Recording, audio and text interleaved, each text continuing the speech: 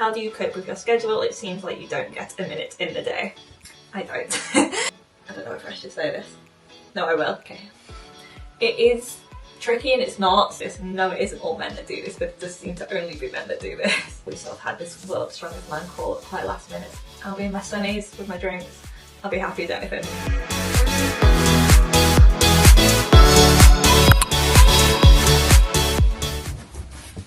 Thank you. There you go. Hello guys, welcome back to my channel. Thought I would hop on and do a quick Q&A before we fly to America tomorrow. One, so it gives me something to do on the plane, and two, it's been a while since we've had a bit of a life catch up, as my last Q&A was more centred around my breast augmentation. So I thought put a little question box up this morning just to see what people want to know, and figured I would answer a few today before. Again, I've got another hair mask in. I feel like 90% of my videos I have a hair mask in and look like an egg, but we move. Okay, first question was, how do you cope with your schedule? It seems like you don't get a minute in the day. I don't. I'm a very, very busy person at the minute, so for those of you who are new here, I'm a full-time mental health nurse. I also do online coaching on the side. I have around 15 clients at the minute, and then I do social media as well. So I'm very busy, plus a bit of an attempt to have a social life, but honestly it's a bit of a short-term pain for sort of longer-term goals in mind. So ideally I would eventually like to cut down my nursing hours and aim to do sort of online coaching and content stuff more, but for the minute I'm more than happy to graft and put in the hours and sort of do that side of things. Get some money saved. Me and Paddy are sort of looking to buy a house and move and stuff at the minute, so it's all with future goals in mind. So I'm more than happy to put in 50, 60, 70 hour week short term with the aim of sort of long term that I won't need to do that. So I am busy. How I cope with it is, let me get my calendar up for you. And you can see that my time tree calendar is time blocked, it's colour coded. If it's not in the calendar, it's not happening. So I'm very busy, but gym wise I always get up early in the morning. I would rather get that done first thing, and then the rest of my days are either my shift work or I time block in stuff like my client check-ins, content stuff, editing. So it's all time blocked. I do have downtime, I do make time to see my friends and social activities and bits like that. So I'm busy, it's not ideal, I am tired, it's hard work, but long-term goals is the bigger picture. I'm going to try and keep these answers as non-waffly and as snappy as I can, because I like to talk and I can go on for a little bit. Okay, next question is, what are some of your fitness/life goals for the remainder of 2025? PS, hashtag inspiring as always. Oh, that's so sweet. Okay, fitness goals for 2025. I would have liked to enter into a High Rocks this year. It might still happen. Paddy has promised that he'll do a doubles with me at some point, but life has got pretty busy and I haven't managed to get any of the tickets in the ballots yet. So that's still a potential. Otherwise, honestly, we're just working on getting stronger and feeling fit and keeping up sort of my running fitness as well. So I'm currently on a 5-day week sort of program with 4 days strength training and 1 running day / High Rocks conditioning day. So that's my goals at the minute. I don't necessarily have any sort of strength number goals in mind. I know Paddy would love to get me back up to a sort of 160 deadlift, which sounds scary, but I did have that when I did my powerlifting days a few years ago, so it is there. So maybe at some point this year that will happen, fingers crossed, I don't know. Life goals for 2025 is where it gets a bit more interesting. So I don't know if I should say this. No, I will. Okay, I mean, it's going to happen anyway. I will be moving this year, probably around September, October time. I'll be moving with Paddy. So I will be moving. It's not far, it's about 2 hours away, but I will be moving area, which means a new job, new gym, new life, new house. So that's what will be happening at some point. That's going to be the majority of our focus for this year. That's sort of what we're working towards at the minute, but it's busy, it's stressful. All of this has sort of happened around the same time that Paddy's obviously got his invites to Worlds, to Europe, so we've been juggling a lot. But like I said in the answer to the first question, it's short-term chaos for hopefully a more successful and calmer future, but we will see. It's all exciting, it's all really good stuff. I don't mind being busy, I don't mind the chaos and lots of things happening, because it's all sort of what we've been working towards, so it's exciting. Okay, the next question is, what made you start your journey? So, seems like a bit of a vague question. What made me start my fitness journey was sort of obviously post eating disorder. I've done another full video on sort of my story around that, so I'll link it somewhere up here, but sort of post that, once I was at a point where I was allowed to enter into exercising and sort of fitness again. It was actually my first or second year at uni.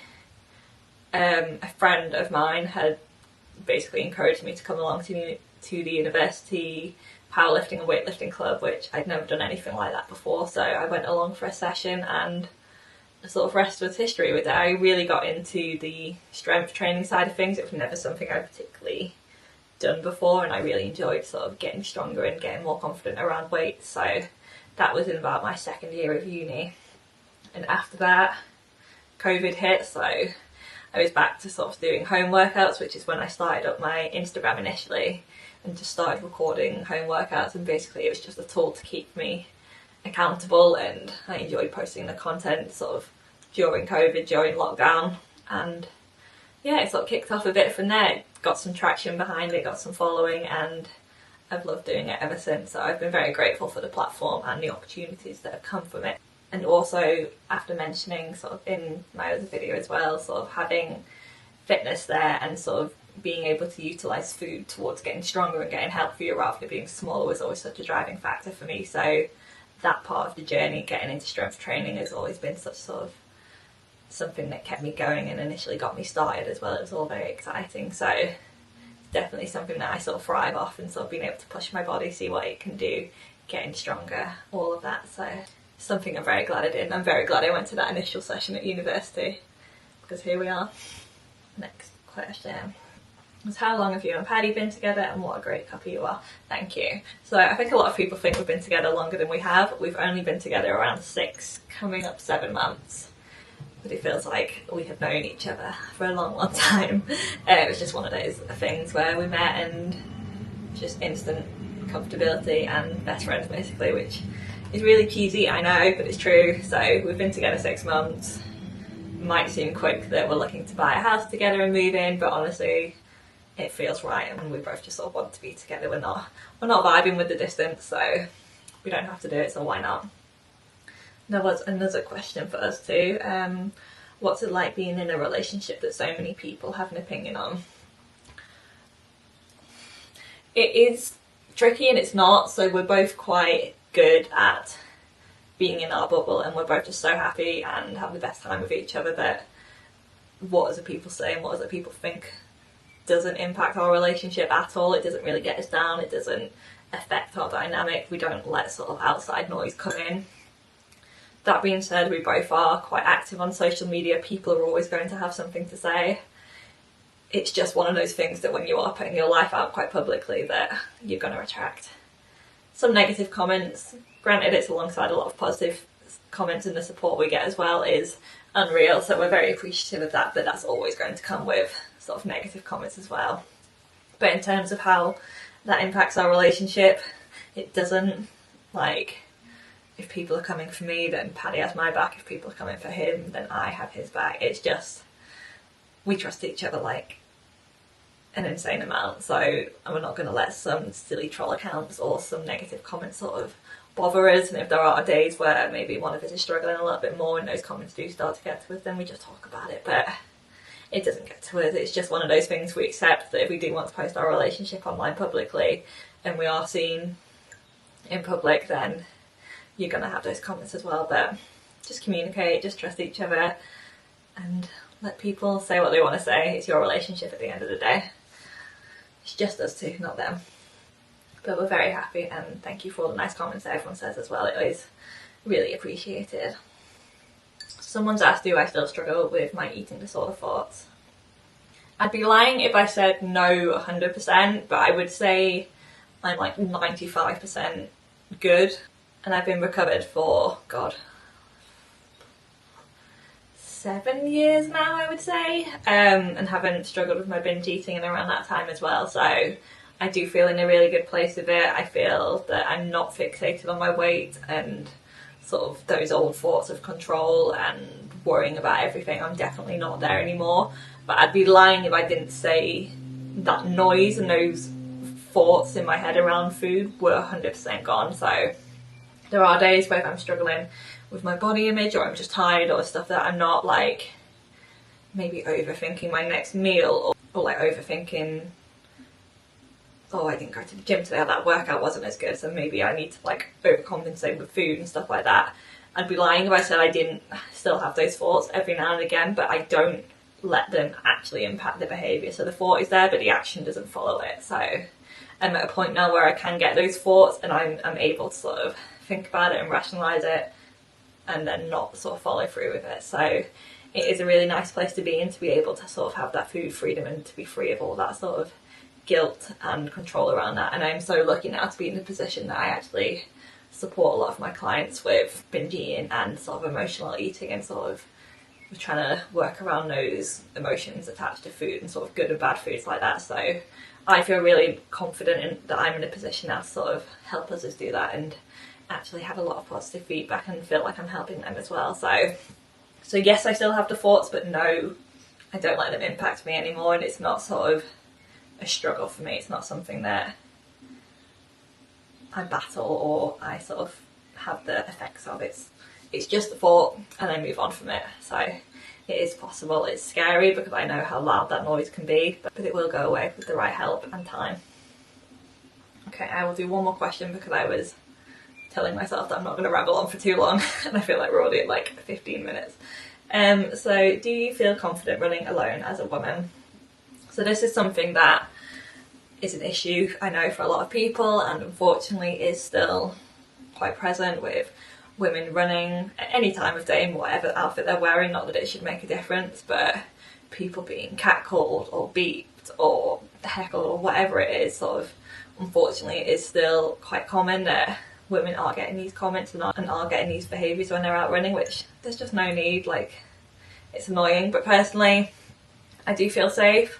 I, to be honest, don't run in the dark on my own in the mornings. If I am going early, I will go to the gym and do it on the treadmill. But during the day, sort of, I felt fine, and where I sort of run around where I live is quite safe. So yes, there are people who beep and all of that, but I just ignore them.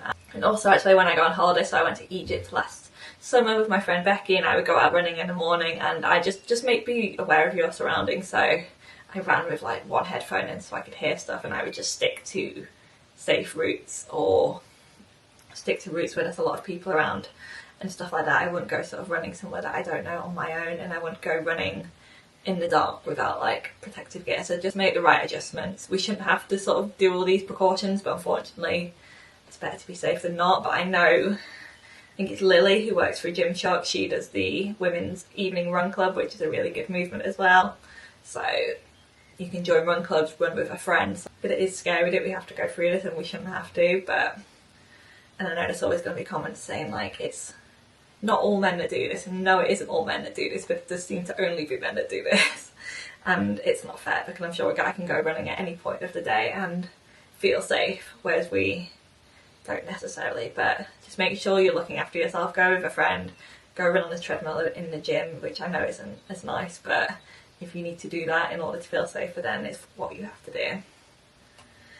Let me double check to see if we've got any more questions that came in that I want to answer while we're here. Oh, it's a nice one. Someone just asking, how are things with you? Things are good. I have just, obviously, like I've said, had a very busy few weeks with lots of travelling around. We've been sort of up north for various competitions with Paddy. I've still been working full time, and I've been sort of alternating between night shifts and day shifts, so my sleep is just all over the place. And then we sort of had this World's Strongest Man call up quite last minute, so there's been a lot of admin around getting all of visas and flights and hotels and everything booked to sort of go tomorrow. But after this, all my coaching clients are done. I'm done with work shifts for 2 weeks, and I'm on holiday mode from now. So I'm good, I'm feeling better. I'm very excited to go watch Paddy in America and see how we get on there, and just have a bit of a break from life and enjoy the sun. I'm very excited for sunny weather. I think it's going to be like 30 degrees and sunny out there, which for me is lush. I'm just also spectating. I feel a bit sorry for the guys who will be, oh my god, it's 34 degrees there today. So yeah, it'll be a bit hot for the guys who are competing, but I'll be in my sunnies with my drinks. I'll be happy as anything. So in answer to your question, I am good, and thank you for asking. That's very sweet. So I think I will wrap that video up there. Be a nice little chatty video, and the next video that will be coming out after this will hopefully be some travel vlogs from our time in America, which will be real fun and exciting. So thank you so much for watching. Please make sure you're subscribed, like, comment, and go follow Paddy as well and give him a support for World's Strongest Man next week. So we will see you in the next video.